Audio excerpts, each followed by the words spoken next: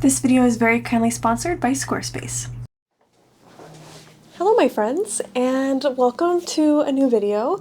This one is a little bit different. I am going to be showing you guys my art book collection, and I saw Studio Maggie do this and I actually didn't realize it. I get so many questions about my art books whenever I mention them, so I thought it would be a good idea to make a video. I'm making it for you guys. And I do have a fairly big collection, so I will be only going in depth on my favorite ones, but I'll show you all of them. I have them split into categories and stuff, but yeah, I can't go in depth into all of them because this video would be probably 2 hours long. So let's get started with my favorites. First favorite is gonna have to be Frannerd's Ugly Sketchbook, and these are pages taken from her very own sketchbooks, and she made it into this book. And I have always loved Frannerd. If you don't know who she is, she's a Brooklyn-based illustrator, and I just love her line quality. I love her ability to capture people, how she draws bodies, clothing, stuff like that. And I'm also just like a sucker for black and white, so yeah, this is definitely one of my favorites. Next is The Unfortunate Life of Worms by Noemi Vola, and this book is just really cute. I mostly have it as a favorite because I love the textures that they used for their illustrations. It's just, I don't know if it's traditional or digital, but it's like very gouache-esque, almost kind of markery, and I love it. I love their style of illustration. It feels very inspiring to me. So yeah, this is also another one of my favorites. It's also super unique. I think the cover is really nice. This makes like a good coffee table book too. Next is Sweet Time and Other Stories by Wang Pixin. I want to say that I am pronouncing that correctly. Forgive me if I am not.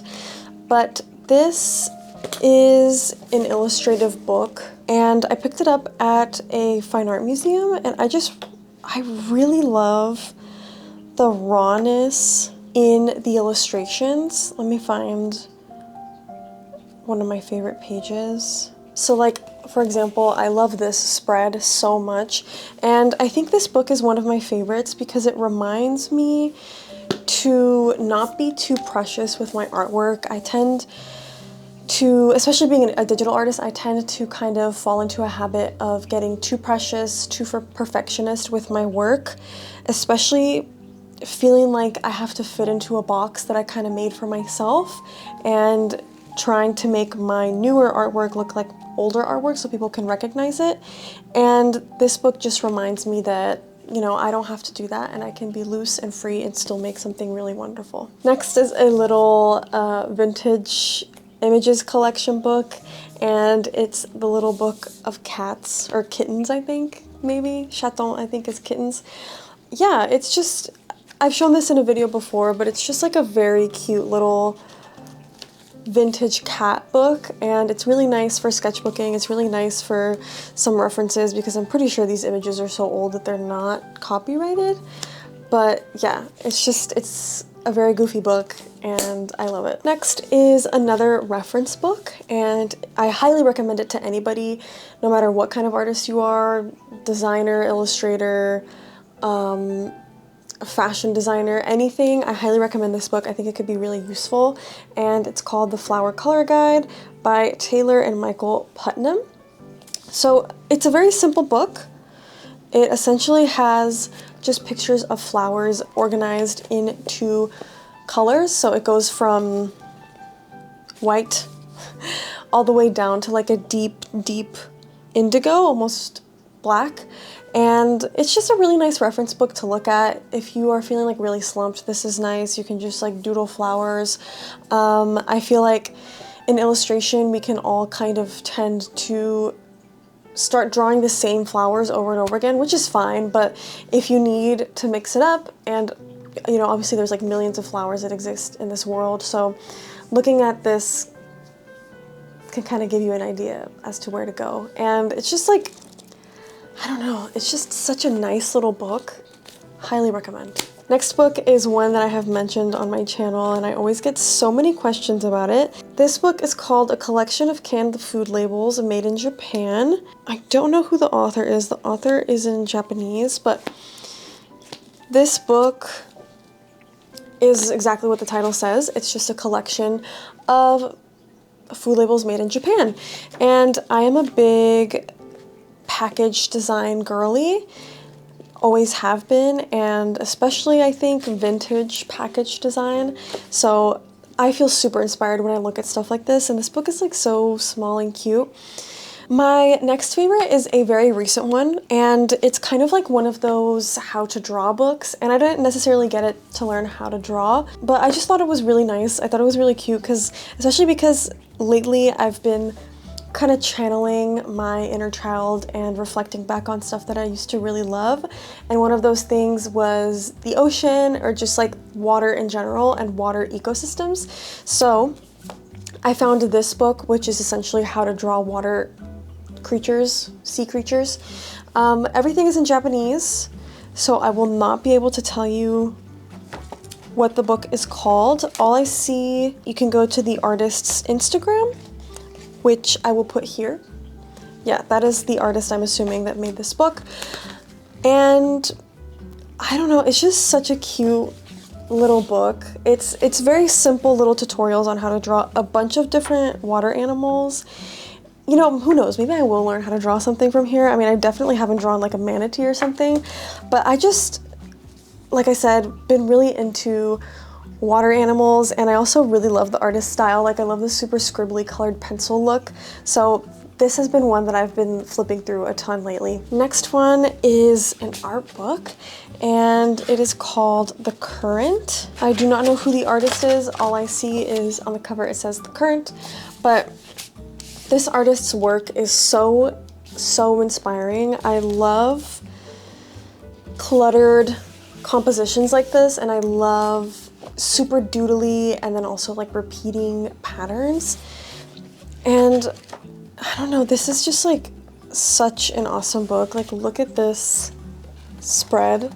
I absolutely love it. This is probably my favorite artist book that I have, because I have several books where artists have kind of like put their collections into it or something, and this one is definitely my favorite.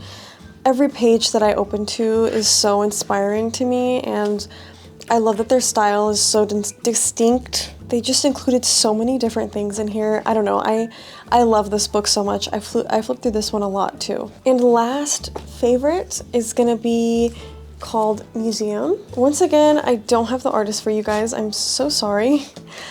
But yeah, it's called Museum, and it looks like this. And this one is really nice because it kind of has a very vintage feel, and it's also super sketchy. A lot of it is black and white, and it's just right up my alley. I love it so much.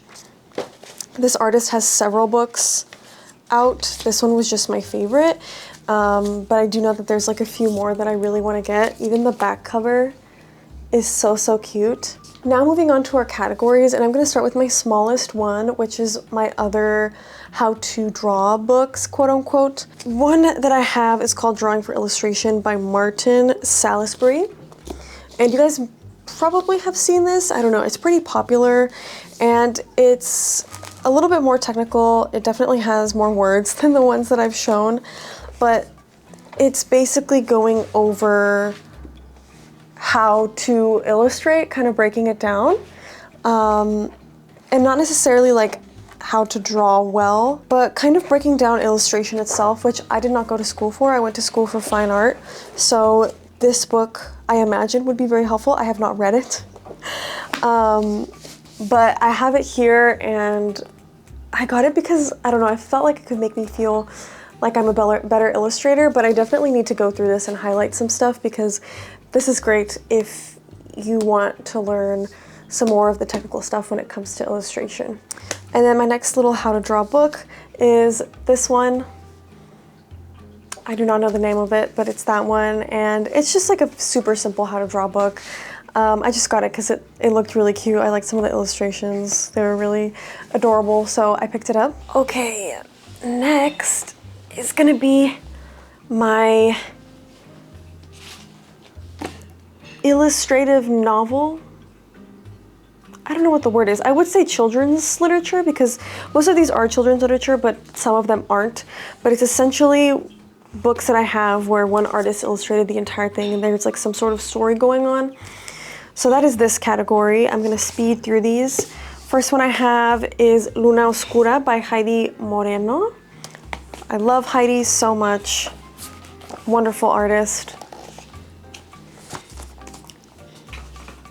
Next one is Little Witch Hazel, A Year in the Forest by Phoebe Wall. The next one is one of my favorites. It's called Mushroom Rain by Laura K. Zimmerman and illustrated by Jamie Green. Jamie Green is a huge inspiration to me. I think they have an incredible art style and the way that they render things is really beautiful. So this is one of my favorites. I mean, I just absolutely love it. Next one is a very new book and it's called I Want to Be Spaghetti, written by Kira Wright Ruiz and illustrated by Claudia Lamb. Claudia is the Forest Mori and she illustrated this book. Very, very cute. Then we have Witch Please by Sonia Lasso. I think this one is meant to be like a self-love sort of book and I love it. I think Sonia Lasso has a really nice art style. Like I just love the gouache effect of everything. I love her forms. I don't know. I'm super inspired by Sonia Lasso. The next one is definitely a thicker one, so I don't think it's meant for children, but it's called This Woman's Work by Julie Delporte. And I picked this one up at a fine art museum too. I love the composition of this, and I also love how I'm pretty sure it's like fully traditional and it feels kind of like a diary or a sketchbook. Next we have The Mushroom Fan Club by Elise Gravel, and this is really cute because it breaks down like a bunch of different types of mushrooms, and I love seeing how the illustrator interpreted, you know, drawing all those different types of mushrooms. So that always feels super inspiring to me, is like looking at stylization.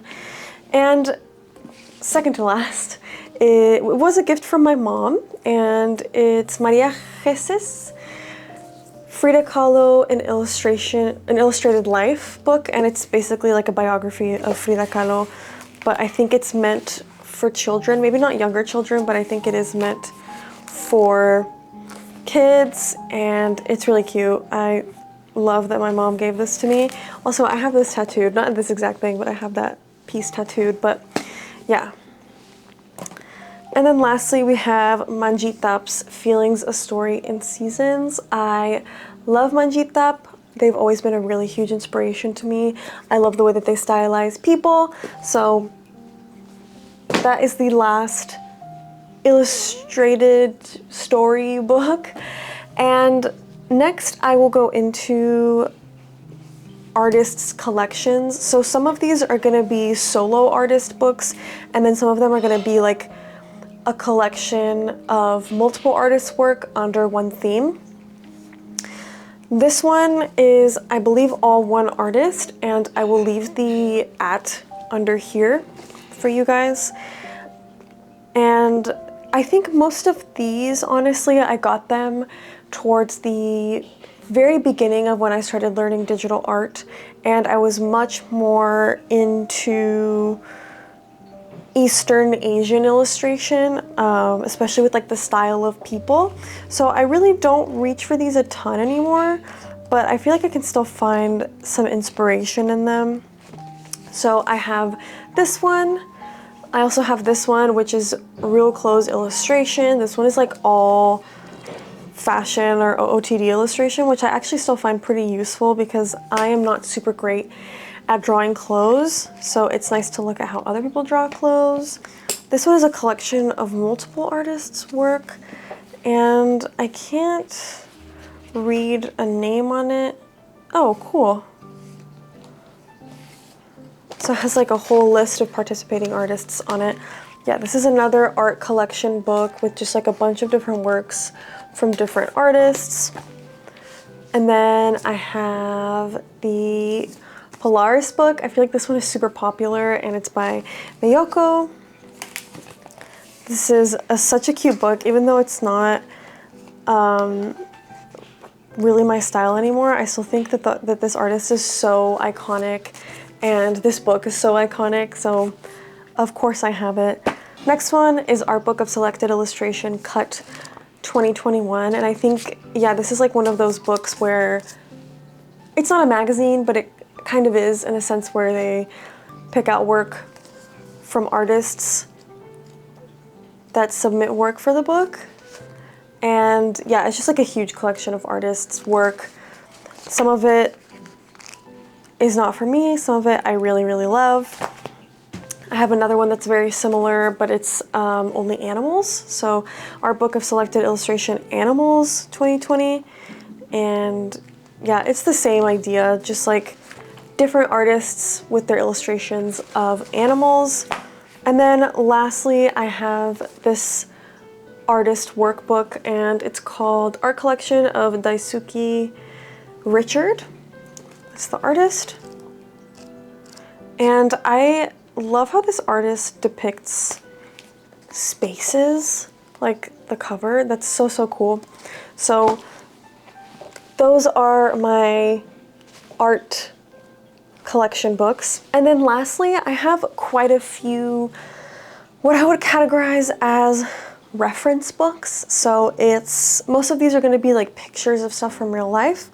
And I have 3 of these little books, which are like Japanese design. So I have a 70s and 80s Sanrio design book. Very cool. Like I said, I'm super inspired by vintage things. I feel like especially the 70s. The 70s is definitely my decade for inspiration. I also have the 80s and 90s girly design book, and I have the 80s girly design collection. I think the 80s one might be my favorite out of all of these. Like, this little character is so cute. But yeah, these are really nice for when I want to make merch. So if I'm running out of ideas as to like what I can make, or maybe I want to try something new, these are really good for seeing what kind of merch you want to try out. And then these last 3 are all like nature reference books. So this one I reach for a ton, and I think it's also very popular. I've seen other artists with this book. It's called I can never say it. Florilegium, The Book of Plants by, I think it's, actually I don't know. Who is it by? No, maybe it is.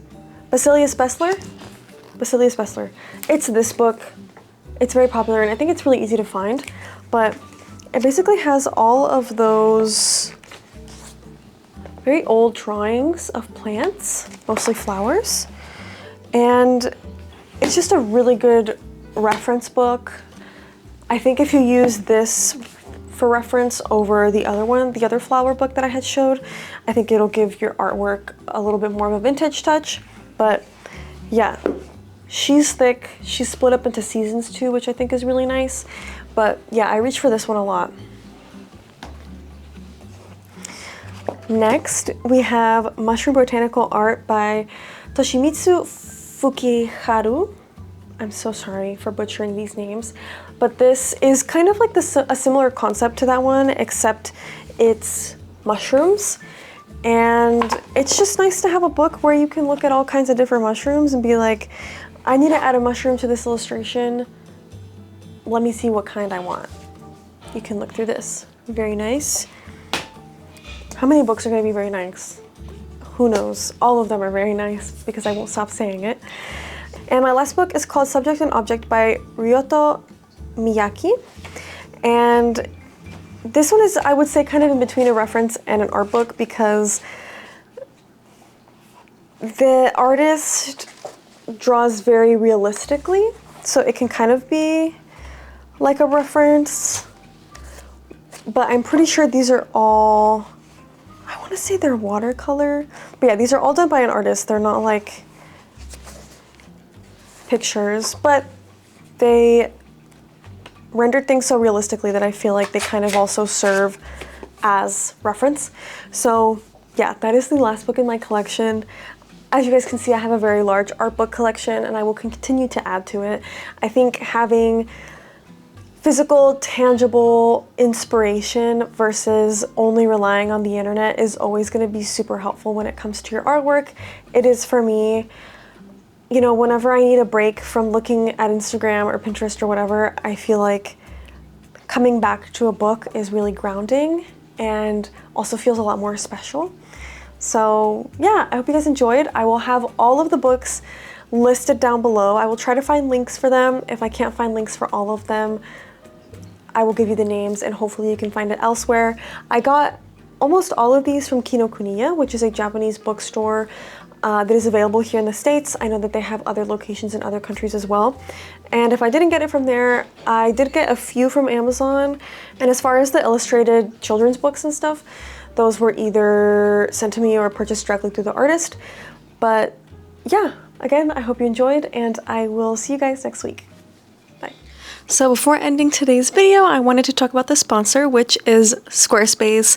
If you don't know what Squarespace is, it's an all-in-one platform where you can create your very own website. And it is the platform that I have always used to run my art business and my portfolio. So they have a bunch of really easy to use tools. Of course, the commerce tool helps me run my online art business, keeps track of inventory, orders, etc.